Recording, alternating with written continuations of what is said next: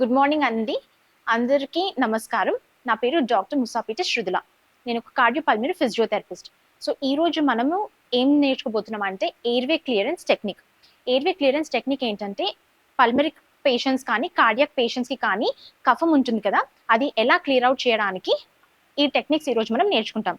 So first ఏంటంటే ఇది మన చెస్ట్ అండి. సో ఈ చెస్ట్లో మనకి రిప్స్ ఉంటాయి. సో ఈ రిప్స్ వెనకాల మనకి లంగ్స్ ఉంటాయి. సో దీంట్లో ఏమవుతుందంటే లంగ్స్ లోకి మనం ఈ కఫం అంటే మ్యూకస్ ఏదైతే ఉంటుందో అది వచ్చి అక్యుమిలేట్ అవుతుంది. సో అది క్లియర్ అవుట్ చేయడానికి మనకి కొన్ని టెక్నిక్స్ ఉంటాయి. సో ఫస్ట్ టెక్నిక్ వచ్చేసరికి ఏంటంటే డిపెండింగ్ అపాన్ ది మనకి లంగ్స్ లో మనకి రైట్ లంగ్ లో 3 లోబ్స్ ఉంటాయి, అంటే 3 పార్ట్స్ లాగా డివైడ్ అయి ఉంటుంది. లెఫ్ట్ లంగ్ వచ్చేసరికి 2 పార్ట్స్ అంటే 2 లోబ్స్ లాగా డివైడ్ అయి ఉంటుంది.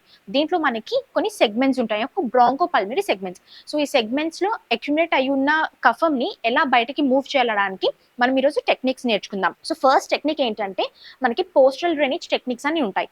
పోస్టరల్ డ్రైనేజ్ టెక్నిక్స్ ఏంటంటే మనము పడుకునే పొజిషన్ లేదంటే కూర్చునే పొజిషన్లో గ్రావిటీ అసిస్ట్ చేసి కఫంని బయటకు తీయడానికి మనము ట్రై చేస్తాం. సో వాటిని మనం పోస్టరల్ డ్రైనేజ్ టెక్నిక్స్ అని అంటాం. సో ఫస్ట్ ఏంటంటే లైంగ్ పొజిషన్లో మనం చూద్దాం ఎలా క్యారీ ఆన్ చేద్దామని. సో ఇప్పుడు మనము ఈ పొజిషన్ ఎలా క్యారీ అవుట్ చేస్తామంటే మన లంగ్స్లో మనకి సెగ్మెంట్స్ ఉంటాయని చెప్పాను కదండి. యాంటీరియర్ సెగ్మెంట్ ఏంటంటే ముందు భాగం.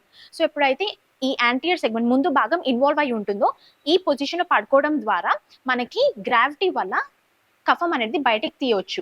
సో ఈ పొజిషన్లో ఎప్పుడైనా గుర్తుపెట్టుకోండి 5 మినిట్స్ మినిమం పట్టుకోవాలి. మీకు ఏం ఇబ్బంది లేదంటే 10 మినిట్స్ వరకు కూడా కంటిన్యూ చేసుకోవచ్చు. సో దీనికి మీరు ఏం చేయాలంటే పిల్లోస్ అవసరం అండి. సో ఫస్ట్ నేను పడుకుంటాను, స్ట్రైట్గా పడుకున్న తర్వాత తల కింద ఒక దిండు పెట్టుకుంటాను. దాని తర్వాత థైస్ ఉంటాయి కదా, థైస్ కింద నేను 2 పిల్లోస్ పెడతాను. ఎప్పుడన్నా గుర్తుపెట్టుకోండి మీ చెస్ట్ అనేది మీ హిప్స్ కన్నా కిందికి ఉండాలి. సో ఇలా ఉండాలి ఇంక్లైన్ పొజిషన్లో.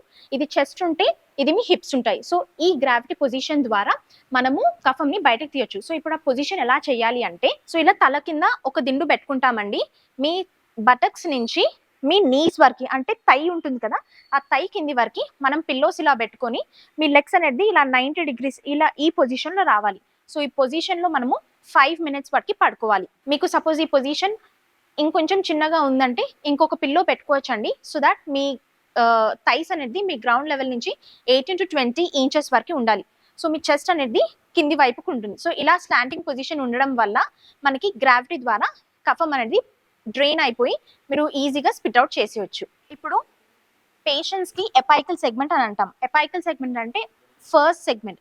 సో ఎప్పుడైతే ఫస్ట్ సెగ్మెంట్లో మనకి కఫం ఉందని చెప్పారనుకోండి, మనం ఏం చేస్తామంటే పేషెంట్ని ఇలా పడుకోబెట్టి పోస్టీరియర్ సెగ్మెంట్ ఎప్పుడైతే వెనకాల భాగంలో పేషెంట్కి కఫం ఉందని చెప్పారనుకోండి, అప్పుడు మనం ఏం చేస్తామంటే ఇలా ఒక 2 to 3 పిల్లోస్ పెట్టుకుంటాము. మీ ఫుట్ అనేది బెడ్ పైన రెస్ట్ చేస్తారు. మీరు కొంచెం మీ హ్యాండ్స్ని ఇలా నీస్ పైన పెట్టుకొని ఇలా ముందుకి బెండ్ అయ్యి ఉంటారు. సో ఇలా 5 మినిట్స్ వరకు వెయిట్ చేయాలి. 5 or 10 మినిట్స్. మీకు ఏం ఇబ్బంది లేదంటే 10 మినిట్స్ వరకు లేదంటే 5 మినిట్స్ వరకు. సో ఈ పొజిషన్ ఉండడం వల్ల తెమ్మడ ఎప్పుడైతే పోస్టీరియర్ సెగ్మెంట్ అంటే వెనకాల భాగంలో ఉంటుందో అది మనం డ్రైన్ అవుట్ చేసేయచ్చు. ఇప్పుడు డాక్టర్స్ మనకి చెప్తారండి ఏ సెగ్మెంట్లో ఇన్వాల్వ్ అయ్యిందని. ఇప్పుడు సపోజ్ మనకి రైట్ సైడ్లో ఇన్వాల్వ్ అయ్యిందని చెప్పారనుకోండి, మీరు ఎడమ వైపుకు తిరగాలి. ఎడమ వైపుకు తిరిగి మీ చేయిని పైన చేయి ఏదైతే ఉంటుందో అది 90 డిగ్రీస్లో మెయింటైన్ అయి ఉండాలి. దాని తర్వాత 2 దిండులు మీ నడుం భాగం దగ్గర మీరు పెట్టుకోవాలి. సపోజ్ ఇది ఎవరికి కాంట్రా ఇండికేటెడ్ అంటే హిప్ ఫ్రాక్చర్స్ కానీ నడుము నొప్పి కానీ ఇలా అబ్డామినల్ సర్జరీస్ కానీ లేదంటే ఇంట్రా అబ్డామినల్ హైపర్ టెన్షన్ ఉన్న వాళ్ళకి అవాయిడ్ చేయాలండి. బికాజ్ వాళ్ళకి ప్రెషర్ ఇంక్రీజ్ అవుతుంది. సో ఇప్పుడు ఎలా క్యారీ అవుట్ చేస్తామంటే సో మీరు 2 దిండుల్ని మీ నడుము ఉంటుంది కదండి, నడుము దగ్గర పెట్టుకుంటారు. ఒక దిండుని తల కింద పెట్టుకుంటారు ఇలా. ఇంకో చెయ్యి ఈ పైన చెయ్యి ఉంటుంది కదా, ఇలా 90 డిగ్రీస్లో మెయింటైన్ అయి ఉంటుంది.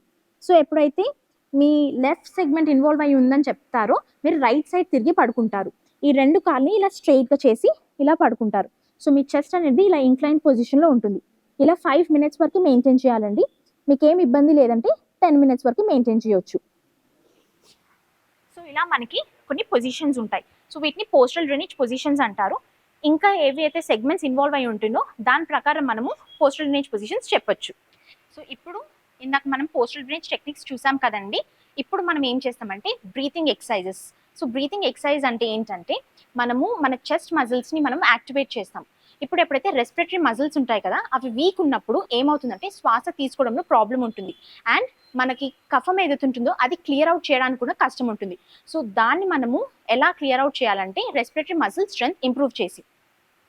సో ఇప్పుడు యాక్చువల్గా ఇది రిప్స్ అండి. ఈ రిప్స్లో మనకి ఇంటర్కోస్టల్ మజిల్స్ అని ఉంటాయి. అండ్ దీంట్లో మనకి expiratory muscles and inspiratory muscles ఉంటాయి. ఈ రిప్స్ కింద మనకి డైఫ్రమ్ అనేది ఒక ఇంపార్టెంట్ మజిల్. మనం శ్వాస పీల్చుకోగలుగుతున్నామంటే అది ఈ డైఫ్రమ్ వల్ల. ఎప్పుడైతే ఈ డైఫ్రమ్ అనేది వీక్ అయి ఉంటుందో మనం ఏం చేస్తామంటే నెక్ దగ్గర ఉన్న మజిల్స్ ని మనం యూస్ చేస్తాం. దాన్ని యాక్సిలరీ మజిల్స్ అంటాం. సో మనం డైఫ్రమ్ ని స్ట్రెంథెన్ చేసామనుకోండి, దాని తర్వాత ఈ మజిల్స్ యూసేజ్ తగ్గి మనకి స్ట్రెంగ్త్ పెరుగుతుంది. మన కరెక్ట్ బ్రీతింగ్ ప్యాటర్న్ లో మనం తీసుకోగలుగుతాం.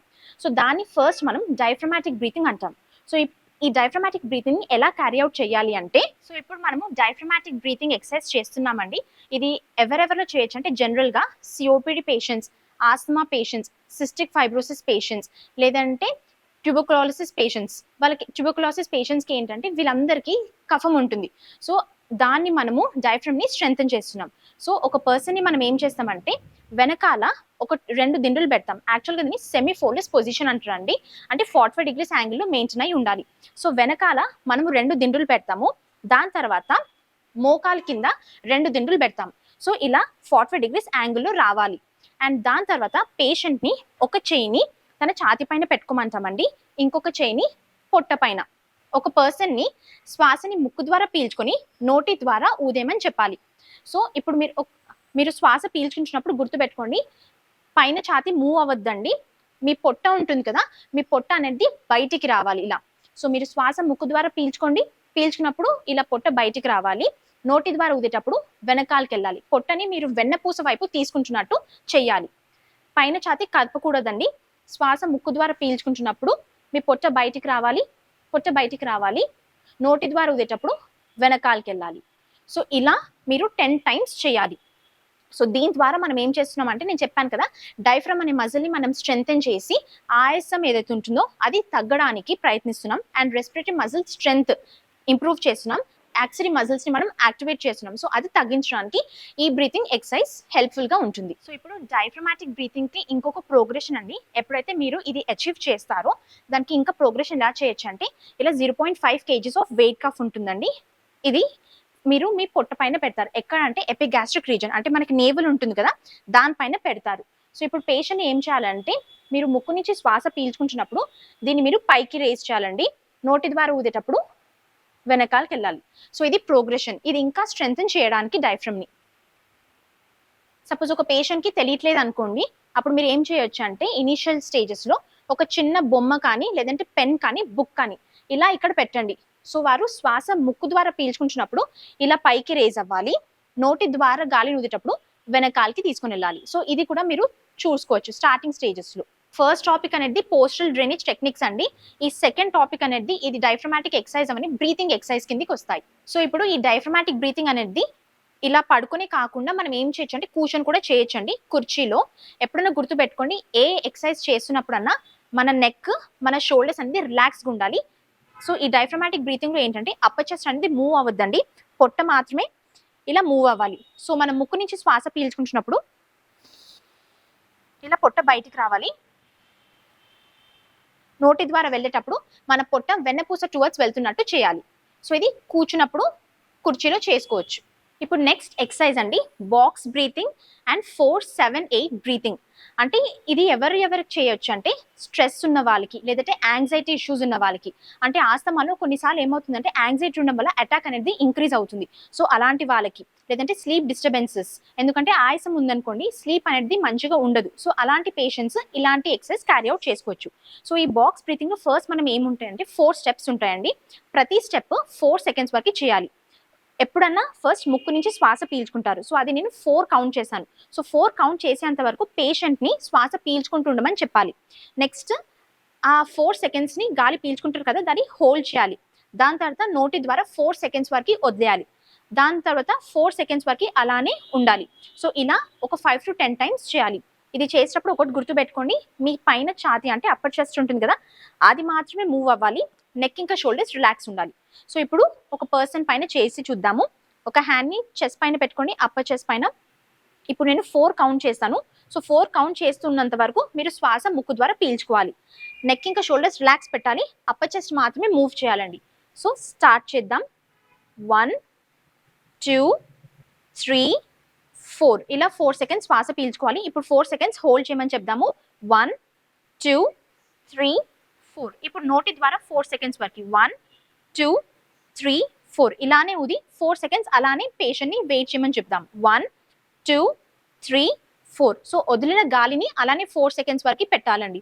సో ఇప్పుడు మళ్ళీ 4 టైమ్స్ మళ్ళీ 4 సెకండ్స్ చేద్దాం. ఈ 4 స్టెప్స్ మళ్ళీ పీల్చుకోండి.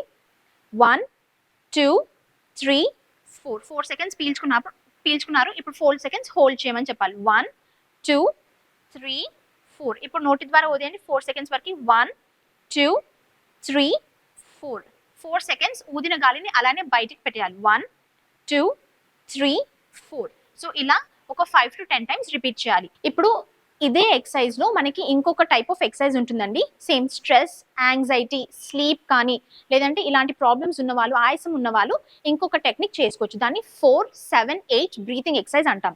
అంటే 4 సెకండ్స్ ఆఫ్ శ్వాస పీల్చుకోవాలి, 7 సెకండ్స్ హోల్డ్ చేయాలి, 8 సెకండ్స్ నోటి ద్వారా గాలిని ఊదేయాలి. సో ఇది చేయడం వల్ల ఇప్పుడు చెప్పిన ప్రాబ్లమ్స్ అన్ని తగ్గుతాయి. సో ఇప్పుడు సేమ్ అప్పర్ చెస్ట్ పైన మనం చేయి పెట్టుకుంటామండి. నెక్ ఇంకా షోల్డర్స్ రిలాక్స్ గా ఉండాలి. సో ఇప్పుడు శ్వాస పీల్చుకోండి 4 సెకండ్స్ వరకు. 1 2 3 4 ఇప్పుడు 7 సెకండ్స్ వరకు హోల్డ్ చేయమని చెప్పాలి. 1 2 3 4 5 6 7 ఇప్పుడు 8 సెకండ్స్ వరకు నోటి ద్వారా గాలిని ఊదియండి. 1 2 3 4 5 6 7 8 ఎప్పుడైనా గాలిని ఊదేటప్పుడు చిన్నగా విజిల్ వేస్తాం కదండి, ఇలా ఊదేయాలి. ఇంకొకసారి శ్వాస పీల్చుకోండి 4 సెకండ్స్ వరకు. 1 2 3 4 7 సెకండ్స్ వరకు హోల్డ్ అండి. 1 2 3 4 5 6 7 ఇప్పుడు 8 సెకండ్స్ వరకు విజిల్ వేసినట్టు బయటికి బ్లో చేసేయండి. 1 2 3 4 5 6 7 8